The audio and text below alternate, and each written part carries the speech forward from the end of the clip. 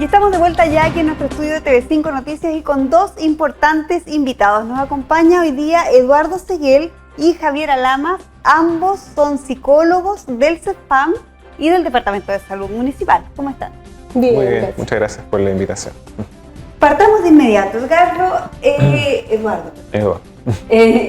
Cuéntanos, estamos en el mes de la prevención del suicidio. Así es. ¿Y qué actividades se van a hacer?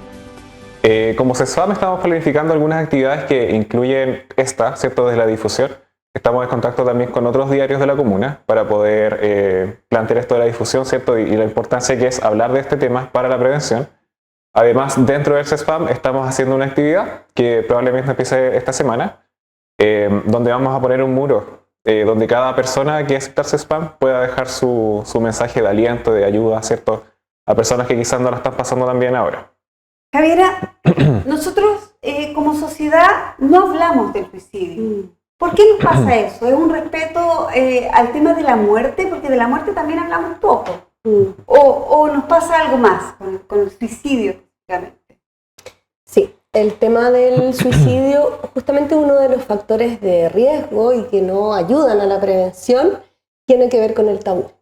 Como sociedad llevamos mucho tiempo con mucha dificultad para hablar de suicidio, incluso se llega a hablar bajito, despacito, se nombra o no se nombra el tema, y eso no contribuye nada porque justamente uno de los factores que protegen es el hablar.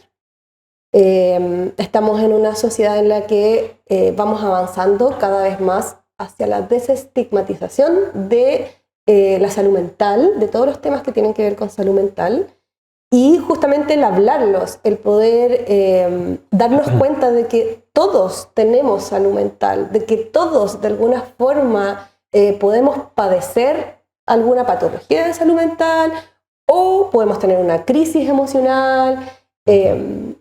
Normalizar esto como sociedad, hablarlo lo hace que sea un tema más cercano, que en el fondo aporta a la información. La información sobre el tema es algo súper importante como factor protector. Eduardo, nosotros conversábamos en la pauta ayer que de salud mental, de depresiones, de personas que asisten a un psicólogo, a un psiquiatra, hoy día se conversa. Se conversa entre el grupo de amigos, entre los pares, incluso en la familia, pero de suicidio específicamente no. Y pensábamos que ahí había un factor que tenía que ver también con la religión, quizás. ¿Cómo lo han visualizado ustedes? ¿Qué pasa con el suicidio que nos cuesta tanto nombrar? Claro, yo creo que viene a sumar un poco lo que decía Javiera, ¿cierto? Que tiene que ver con esta estigmatización, ¿cierto? De lo que es el suicidio. Incluso lo conversábamos delante, ¿cierto? El tema de cubrir noticias, la importancia de los medios de comunicación en el tema de la prevención. Y claro, el tema de la religión, me han tocado algunos usuarios que, claro, suele ser un factor protector también el tema de la religión, más que uno desprotector, ¿cierto? Por temas religiosos, ¿cierto? Se busca el autocuidado, se busca la comprensión.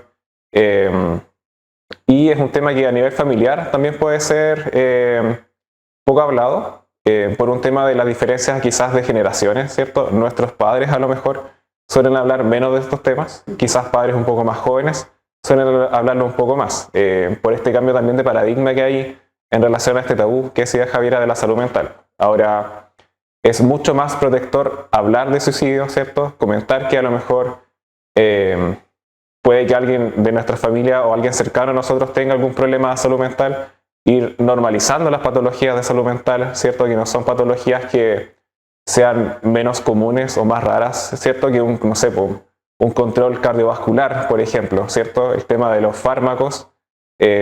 Muchos usuarios tienen esta mala concepción de que los fármacos son adictivos, que causan un cambio radical casi en la persona, pero con educación, psicoeducación, ¿cierto? Tomándoselos bien, podemos incluso prevenir estas situaciones que nos traen acá hoy. ¿Cómo nosotros podemos darnos cuenta, como sociedad, como familia, como padres, como amigos, de que alguna persona puede requerir un apoyo en este sentido? Bueno, lo primero me gustaría hacer hincapié en que existe un mito que habla de que las personas que llegan a tener ideaciones suicidas o conductas suicidas necesariamente tienen que tener alguna patología de salud mental o estar cursando un episodio depresivo. Eso no es así. Si bien es más frecuente, pero no tiene por qué ser así.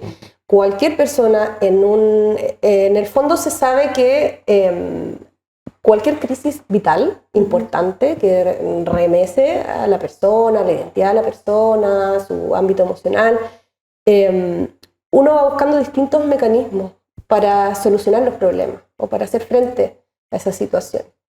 Y el llegar, ¿no es cierto?, a este continuo de la suicidalidad, que se habla, que en el fondo es un continuo, porque va desde la idea suicida, o sea, que yo puedo tener pensamientos de muerte, hasta la conducta suicida, que también tiene fases en el fondo. Es súper importante visibilizar eso, creo yo, porque nos habla de que hay que tener mucha sensibilidad también. O sea, yo ahora puedo mencionar algunas cosas que tienen que ver con cambios en el comportamiento, por ejemplo, disminución del ánimo, cambios en los hábitos, en los ritmos biológicos, cambios en dificultades con el sueño, el apetito, disminución de interés por actividades que antes eran de alto interés.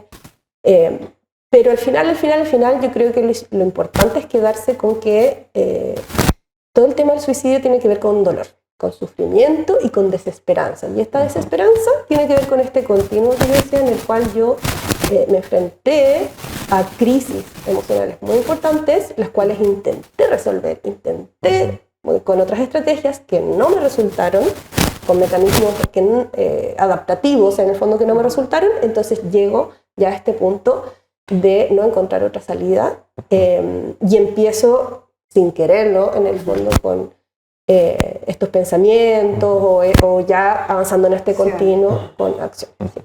Se dice mucho que la persona que tiene intentos suicidas o se suicida busca morir, pero no es esa la base del suicidio. La persona que se suicida o tiene intentos lo que busca es parar un poco el dolor. Como decía Javiera, ya ha intentado muchas cosas a lo largo de su vida, ¿cierto? Y claro, quizás esto lo ve como la solución que le queda para terminar con este dolor. El dolor. Así es. Y es ahí donde quizás como sociedad o como equipo quizás llegamos un poco tarde, ¿cierto? De no mostrarle quizás las otras soluciones que hay. Hay muchas soluciones y nada no tiene solución, solo el ya no estar acá. Eduardo, ¿y hay estadísticas de suicidio en nuestro país? Sí, hay. Bueno, yo la última que estuve revisando es del 2020. Les comentaba adelante que eran alrededor de 2.000 más o menos personas las que se suicidaron acá en Chile en el 2020. Y de esas, 1.700 más o menos fueron hombres y 380 alrededor fueron mujeres. Hay más cantidad de hombres que se suicidan. Hay una diferencia bien grande en el género acá. Las mujeres tienden a tener más intentos. ¿Y será un tema cultural también eso? Sí, un tema cultural. Por la expresión de las emociones y otras cosas entre medio. Pero los hombres tienen menos intentos porque son más eficaces a la hora de cometer el suicidio.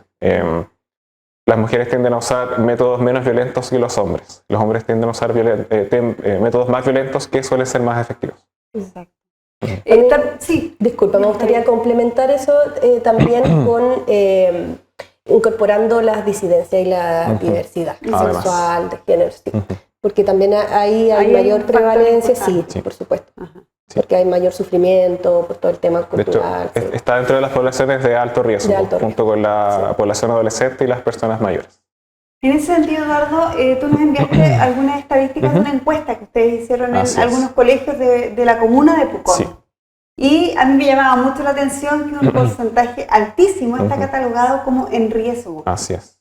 ¿De qué porcentaje estamos hablando? Si juntamos ambos colegios, es alrededor de un 60-55% de población adolescente que presenta algún riesgo de tener problemas de salud mental. Entre esos la conducta suicida. Demostramos, o dentro de lo que pudimos investigar, era que a mayor edad, a la diferencia de ciclo vital, ¿cierto? De quinto a octavo año, era bastante baja la prevalencia y se disparaba de primero a cuarto medio. ahí era alrededor del 55-60% de población. Alto. Así es, súper alto. Y la problemática suele ser variada, desde problemas de la conducta suicida, ¿cierto? Problemas de la conducta alimenticia, problemas de la higiene del sueño, acarreados aún desde la pandemia, problemas del estado del ánimo, ¿cierto? Y el que gana siempre es problemas de ansiedad. Ahora, Javiera, ¿cómo procedemos nosotros como sociedad? Porque conversábamos, ¿no? Que cuando uno te dice, tú estás en riesgo de diabetes, sabemos y ya hemos conversado y uno más o menos sabe que debe controlar su alimentación, hacer ejercicio. Cuando te dice una cifra como esta, que nuestros jóvenes, nuestros adolescentes, casi el 60% está en un riesgo, ¿qué hacemos como sociedad? Hacernos cargo. Creo que es súper importante ser empáticos y hacernos cargo del dolor. Tal vez, o sea, propio y ajeno también. Porque acá también estamos hablando de las cifras que acaba de mencionar Eduardo, tienen que ver con jóvenes. Entonces necesitamos adultos, sobre todo profesionales, que podamos aportar en la prevención y informarnos. Yo creo que la información siempre es lo que nos ayuda a avanzar. En este sentido, como mencionábamos antes, hay muchos mitos dando vueltas. Uno de ellos tiene que ver con el tabú, con que hablar del tema va a hacer que aumenten las cifras, y no es así, todo lo contrario. Otros mitos tienen que ver, por ejemplo, no sé, creencias comunes de que yo no puedo aportarle nada a la persona desde el sentido común, por ejemplo. Claro, yo no soy especialista, entonces mejor ni hablo de este tema porque capaz que la embarre más. Claro, eso no es así para nada, porque uno de los, o sea, de hecho, el factor más protector en la prevención del suicidio tiene que ver con las redes de apoyo. O sea, si yo, sea mi amigo, mi amiga, mi pareja, quien sea, yo siento que soy capaz de darle un momento de escucha activa. O sea, por supuesto que tiene que ver con eso también, de escucharlo activamente, de conectar y de ofrecerle una mano, ya sea para escuchar, para acompañarlo donde un profesional, para orientarlo, para conectarlo con algún familiar. Eso ya va a ser el primer paso en la prevención. Ocurre a veces que los dolores o los problemas o las dificultades que tienen los adolescentes, muchas veces desde la perspectiva de los adultos, las vemos como simples. Como simples de resolver, como, bueno, ¿a quién no le pasó eso cuando era adolescente? ¿A quién no lo molestaron en el colegio cuando usaba lentes? No sé, pero no todos recibimos eso de la misma manera, ¿no? A lo mejor un factor protector podría ser no analizarlo desde nuestra perspectiva, sino que escuchar lo que le está pasando desde la mirada de un adolescente, ¿cierto? Siempre se invita a los padres, en realidad, a verlo con ojos de adolescente, pues, así como nosotros somos le insistimos tanto a los hijos, ¿cierto? A sus hijos, le insistes tanto de verlo con la mirada de adulto casi, de que no le va a pasar nada, ¿cierto? Que su problema no es tan importante, ¿cierto? Lo ven con mirada de adulto. También invitar a los padres a verlo de manera con ojos de adolescente, pues. Las cosas que yo puedo decirte ahora, ¿cierto? Tú las vas a entender como adulto. Pero es diferente decírselas a un adolescente, que biológicamente incluso no está capacitado para entenderlo de otra forma.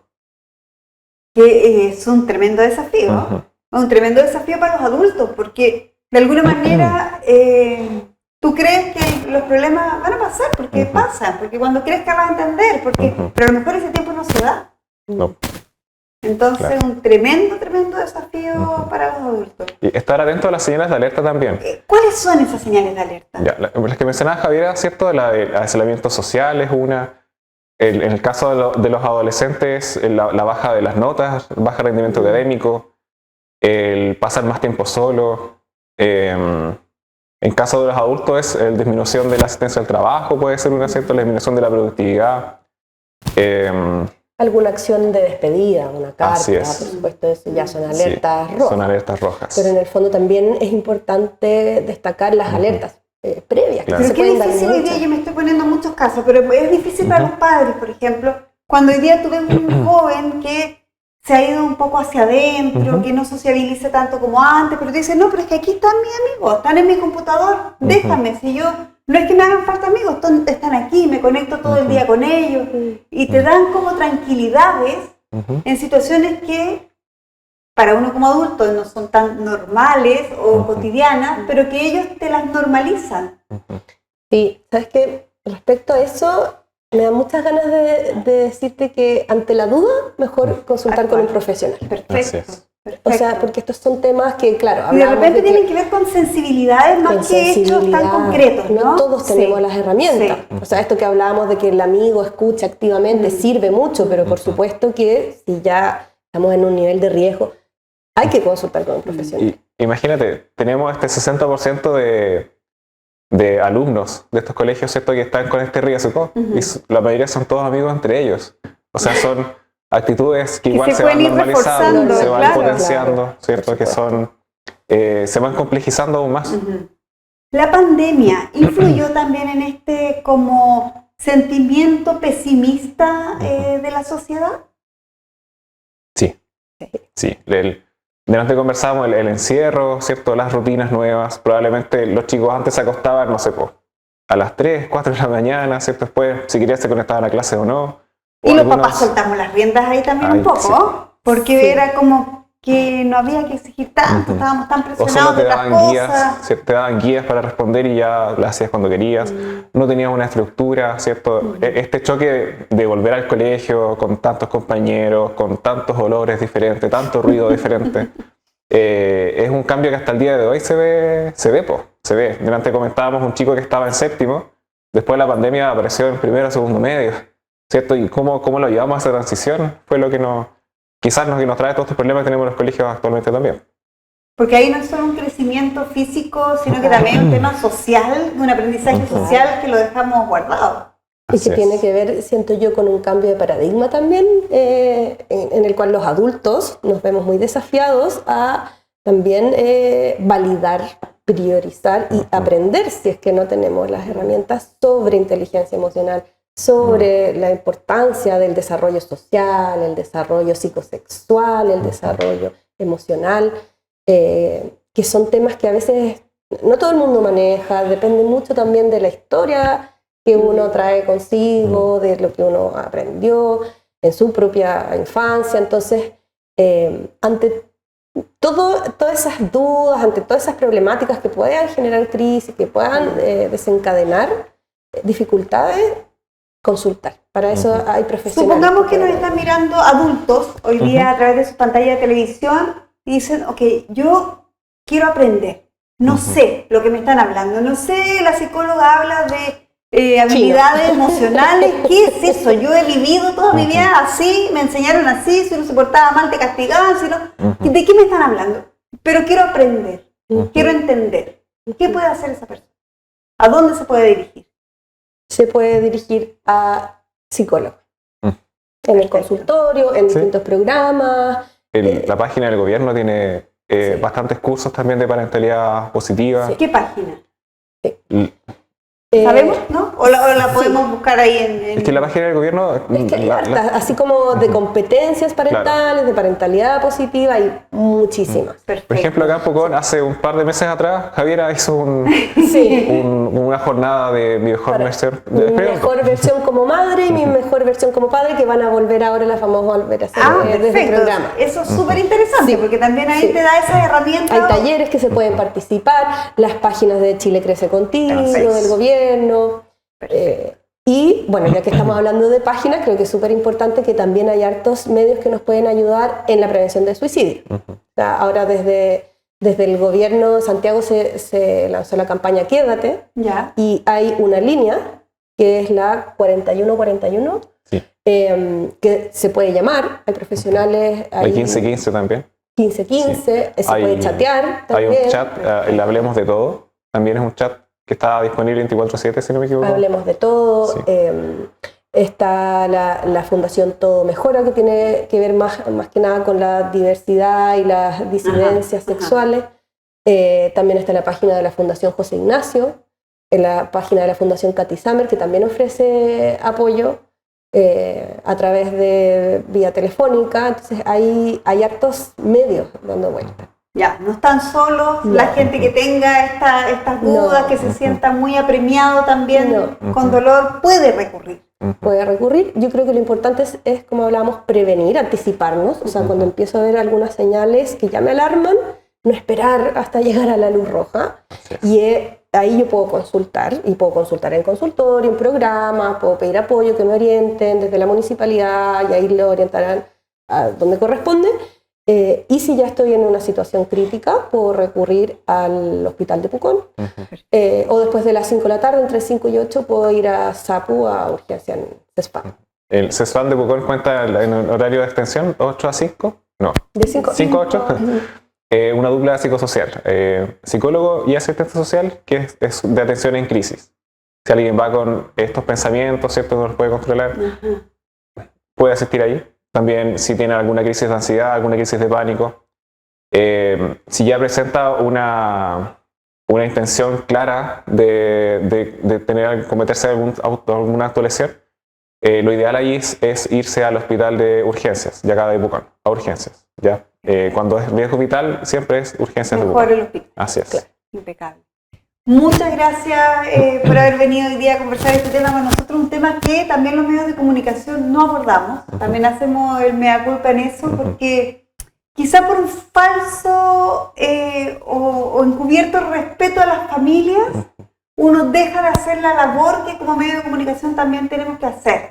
Ahí también hay una reflexión interna que ayer surgió y que vamos a tratar ahí de ir dilucidando también como medio de comunicación de Pucón. Así que muchas gracias por haberse dado el espacio para conversar con nosotros. Ya la gente está informada de qué es lo que debe hacer en caso de que requiera consultar con ustedes. Ya pues. ¿Algo que se haya quedado en el tintero? No, creo que no. Estamos agradecidos. Muchas gracias por la oportunidad. Muchas gracias a ustedes también, y de esta manera estamos despidiendo el informativo de hoy en un día especial para nuestro país, donde se remueve la memoria y también nos hace pensar en el Chile que queremos para más adelante.